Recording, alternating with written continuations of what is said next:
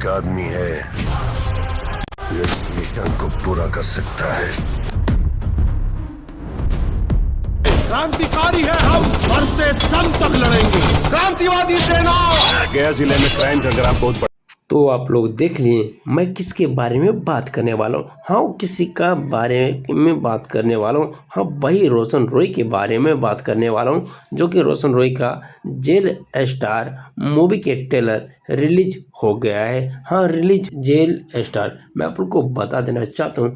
Jail star में अवधेश मिश्रा काम किए हैं और संजय पांडे भी इसमें काम किए हैं। और मैं बता देना चाहता हूँ, इस मूवी में भोजपुरी में जितने बड़े बड़े विलन हैं सबको इसमें काम किए हैं। हाँ, सबको इसमें काम किए। और रोशन रॉय का लुक शुरू से लेके अंत तक भैया धांसू देखने को मिलेगा। जैसे संजय दत्त का फिल्म आता है, साउथ का फिल्म आता है, उस लेवल को देखने को मिलेगा। हाँ, उस लेवल को देखने को मिलेगा जिसमें रोशन रॉय हमेशा आपको देखने को मिलेगा जेल के वर्दी में। हाँ, जेल वाले वर्दी में। मैं आप लोग को बता देना चाहता हूँ, इस मूवी में भैया मगी इंडस्ट्री इस तरह काम कर रही है और इस तरह मगी इंडस्ट्री आगे बढ़ रही है कि कहना मुश्किल है।